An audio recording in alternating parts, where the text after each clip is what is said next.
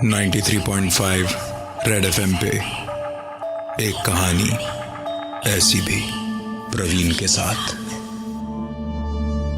India के top 5 haunted places में से एक है। सूरत से 21 किलोमीटर की दूरी पर लोकेटेड डुमस बीच। सोचिए कैसा होगा अगर आप बीच पर घूम रहे हैं और ऐसा लगे जैसे रेत के अंदर से कोई आपके पैरों को खींच रहा हो। ऐसा ही कुछ अनुभव किया है बहुत सारे लोगों ने जो डुमस बीच गए। कुछ लोग हैं जो इन सारी बातों का मजाक उड़ाते हैं, पर कुछ ऐसे भी लोग हैं जिनके साथ डुमस बीच पर कुछ ऐसा हुआ कि वो अब बीच का नाम सुनते ही डर जाते हैं। उन्हीं में से एक है प्रिया, जो पेशे से तो वकील है पर डुमस बीच गई पैरानॉर्मल एक्टिविटीज पर रिसर्च करने, जो उसका शौक भी था। प्रिया अपनी इस ट्रिप के हर एक लम्हे को रिकॉर्ड कर रही थी। यहां आए उसे 5-6 घंटे से ऊपर हो गए थे, पर अभी तक उसने यहां कुछ भी ऐसा महसूस नहीं किया जिससे वो कह सके कि यह बीच सच में हॉन्टेड है। 2 चीजें जो उसे बड़ी अजीब लगी वो थी बीच पर क्रिमेशन ग्राउंड, यानी वो जगह जहां मुर्दों को जलाया जाता है, और दूसरी यहां की काली मिट्टी। शायद ये दोनों चीजें ही हैं जो इस जगह को डरावना बनाती है। अदरवाइज प्रिया को ये बीच बाकी के सी बीचेस की तरह ही लग रहा था।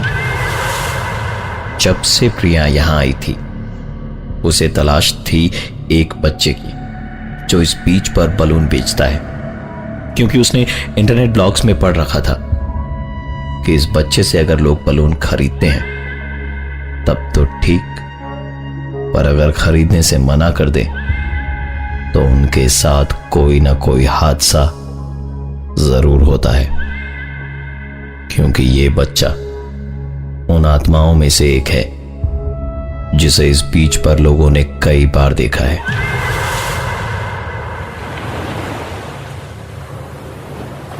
शाम 7:30-8 बजे जब थक हार कर प्रिया वापस होटल जा रही थी तो पीछे से एक बच्चे ने आवाज दी, मैडम बलून तो लेती जाओ, मैडम बलून तो लेती जाओ।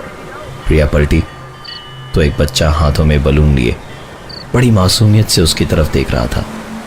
प्रिया उसके पास गई और कहा, तो तुम ही हो वो भूत जो इधर बलून बेचता है और लोगों को डराता है। बच्चे ने तुरंत जवाब दिया, मैडम भूत तो नहीं हूं, पर इसी डर से लोग मेरे बलून खरीद लेते हैं और मेरा काम भी निकल जाता है। प्रिया के चेहरे पर हल्की सी मुस्कान आ गई। उसने 5-6 बलून खरीद लिए और सीधा होटल पहुंच गई। उसने सारे बलून कमरे में रखे और बाथरूम में नहाने चली गई। प्रिया बाथटब में लेटी नहा रही थी और दिमाग में डुमस बीच और उस बच्चे की तस्वीरें घूम रही थी कि पानी का लेवल कब उसके कानों को पार करता हुआ उसके नाक तक पहुंचा और फिर उसके चेहरे को डुबा ले गया, उसे पता ही नहीं चला। प्रिया पानी के अंदर हाथ पांव मारती रही, छटपटाती रही। उसे ऐसा लग रहा था मानो कोई उसे अंदर से खींच रहा हो। वो चाह कर भी अपने चेहरे को बाथटब से बाहर नहीं निकाल पा रही थी कि तभी अचानक प्रिया तुरंत बाथटब से बाहर निकली और अपने कमरे में आ गई। कमरे में पंखा चल रहा था, इसलिए वहां पड़े बलून हवा में उड़ रहे थे। प्रिया ने तुरंत कमरे का पंखा बंद करके एसी ऑन कर दिया। डुमस बीच तो नहीं, पर प्रिया को अपना ये कमरा हॉन्टेड लग रहा था, इसलिए उसने तुरंत अपना कैमरा ऑन करके उसे रिकॉर्डिंग मोड में डाल दिया। प्रिया ने अपना डिनर कंप्लीट किया और जल्दी जल्दी सोने चली गई। देर रात उसकी नींद टूटी बलून की आवाज से। प्रिया ने कमरे की लाइट जलाई तो वो आवाज उसने ठीक अपने कान के पास में सुनी, जबकि बलून उससे काफी दूर थे। पर इस तरह की आवाज तभी आती है जब कोई बलून पर अपने हाथ फिराता हो। लेकिन इस वक्त कमरे में प्रिया के अलावा और कोई नहीं था। उसने तुरंत अपनी हेयर पिन निकाली और एक एक करके सारे बलून फोड़ने शुरू किए। जब उसने आखिरी बलून फोड़ा तो एक आवाज उसने अपने कानों में साफ साफ सुनी। प्रिया ने तुरंत अपना वीडियो कैमरा चेक किया तो देखा जब वो आखिरी बलून फोड़ रही थी तब कोई ठीक उसके पीछे खड़ी थी। प्रिया जिस पैरानॉर्मल एक्टिविटी पर रिसर्च करने आई थी वो उसके सामने था। इससे पहले कि प्रिया कुछ सोच पाती उसके कमरे का लैंडफोन बजा। दूसरी तरफ से आवाज आई, madam it's a wake up call, आपने कहा था कि 1 बजे उठा देना। घड़ी की तरफ नजर गई तो रात के 1 बजे थे। दरअसल दिन में प्रिया को डुमस बीच पर उसके हॉन्टेड होने का एहसास ही नहीं हुआ था, इसलिए उसने देर रात डुमस बीच का चक्कर लगाने की सोच रखी थी। कैमरा, टॉर्च जैसे काम के सामान लेकर प्रिया रात के अंधेरे में ही बीच की ओर निकल पड़ी। जैसे जैसे वो आगे बढ़ रही थी समंदर की आवाज और तेज होती जा रही थी। बेखौफ सी प्रिया जब बीच पर पहुंची तो उसने अपने पीछे से आती एक आवाज को सुना। प्रिया जैसे ही पलटी कि कुछ कुत्तों ने उसे दौड़ाना शुरू कर दिया। दौड़ते दौड़ते पलटकर प्रिया ने टॉर्च की रोशनी में देखा तो उसे कोई कुत्ता नजर नहीं आया, पर कुत्तों की आवाज जरूर आ रही थी। भूतों से जितना डर प्रिया को नहीं लगता था उससे ज्यादा उसे कुत्तों से लगता था, इसलिए वो तब तक दौड़ती रही जब तक वो आवाजें बंद नहीं हो गई। थोड़ा आगे बढ़ने पर प्रिया को एक आदमी मिला जो वहां के शमशान का चौकीदार था। देर रात अकेली लड़की को इस कदर बीच पर घूमता देख उसने कहा, बेटी वापस चली जाओ, जगह सेफ नहीं है। सुनकर प्रिया ने कहा, चाचा बस वही तो पता लगाने आई हूं कि भूत प्रेत यहां हैं भी या नहीं। चाचा ने कहा, बेटी सालों से मैं यहां काम कर रहा हूं, आज तक मैंने यहां भूत नहीं देखा, पर हां जब से यह खबर फैली है कि डुमस बीच पर भूत प्रेत हैं तब से यहां लोगों का आना जाना बढ़ गया है। प्रिया ने वहां चाचा के साथ बैठकर करीबन 1 घंटे तक इस बीच और इससे जुड़ी भूत प्रेतों की घटनाओं को लेकर बात करी, और इस बीच चाचा ने उसे 1 कप चाय भी पिलाई। काफी देर चाचा से बातचीत होने के बाद प्रिया वापस होटल की ओर जा ही रही थी कि तभी उसे लगा जैसे कोई पीछे से उसकी तरफ टॉर्च से लाइट मार रहा हो। पलट कर देखा तो ये उसका वहम नहीं बल्कि हकीकत था। प्रिया के कदम न चाहते हुए भी उस टॉर्च की रोशनी की ओर बढ़ने लगे। धीरे धीरे वो समंदर के इतने नजदीक आ गई थी कि समंदर की लहरें उसके पांवों को छूने लगी। वो और आगे बढ़ती गई, इतना आगे कि पानी उसकी कमर तक आ गया था। और तभी एक ही झटके में पानी उसके कमर से उठकर उसकी गर्दन तक आ गया और घुटने तक उसके पांव जमीन के अंदर थे।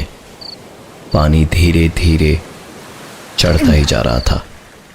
प्रिया छटपटाती रही, तड़पती रही। उसने हाथ पैर मारने शुरू किए और देखा तो पाया कि वो बाथटब में थी और उसे अपने ही इस सपने पर यकीन नहीं हो रहा था, क्योंकि फर्श पर बाईं तरफ थी एक चलती हुई टॉर्च और बाथटब की दाहिनी तरफ चाय का एक डिस्पोजेबल कप। बाथरूम से जब वो बाहर निकली तो उसने हवा में उड़ते हुए बलून्स देखे, ठीक वैसे ही जैसे उसने अपने सपने में देखा था। प्रिया ने हेयर पिन निकाली और 5 बलून फोड़ दिए, पर छठे वाले को छोड़ दिया, क्योंकि अपने सपने में जब उसने छठे बलून को फोड़ा था तो बलून फटने की नहीं, किसी के हंसने की आवाज आई थी। और जब वीडियो देखा था तो उस वीडियो में उसके ठीक पीछे कोई था। प्रिया ने छठे बलून को साइड रखते हुए कहा, मैं जानती हूं तुम मुझसे क्या करवाना चाहती हो। और तभी कमरे का फोन बजा, ठीक वैसे जैसे उसके सपने में बजा था। प्रिया ने फोन का तार निकाला और अपना कैमरा, टॉर्च सब लेकर बीच की ओर निकल पड़ी। समंदर प्रिया के बिल्कुल नजदीक था और ठीक उसके सपने की ही तरह उस मोड़ पर उसे अपने पीछे वो आवाज सुनाई दी। इस बार प्रिया ने पलट कर नहीं देखा, थोड़ा और आगे गई तो ठीक उसके सपने की तरह उसे अपने पीछे भागते हुए कुत्तों की आवाज सुनाई दी। प्रिया इस बार न तो मुड़ी, न ही उसने भागना शुरू किया। वो सारी गलतियां जो उसने अपने सपने में करी थी, वो उन सारी गलतियों को इस बार अवॉइड कर रही थी। थोड़ा आगे गई तो उसे शमशान घाट के वही चाचा दिखाई दिए।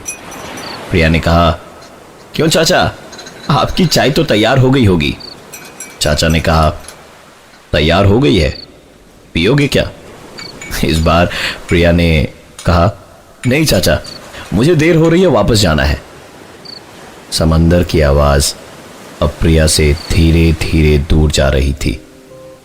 उसे उसके पीछे से आती हुई टॉर्च की रोशनी भी दिखी, लेकिन इस बार वो पलटी नहीं और सीधा होटल जाकर अपना लगेज पैक किया और रिसेप्शन में बैठकर सुबह होने का इंतजार करने लगी। प्रिया ने इंटरनेट ब्लॉग पर पढ़ा था कि बीच पर एक बच्चे से बलून खरीदने पर सब ठीक होता है, पर अगर आप खरीदने से मना कर दो तो आपके साथ होते हैं कई सारे हादसे। प्रिया ने 1 नहीं 2 नहीं 5-6 बलून खरीदे थे और उसे अपने साथ होने वाले हादसों की वार्निंग भी मिली अपने सपनों में। बच्चा भूत है या नहीं, इस पर आज भी एक सवालिया निशान है। पर सुबह जब प्रिया बस स्टैंड में बस में बैठी थी तो वही लड़का हाथों में बलून और चेहरे पर मुस्कान लिए उसे बाय बाय कर रहा था। मैं हूं प्रवीण और ये थी आज की एक कहानी ऐसी भी।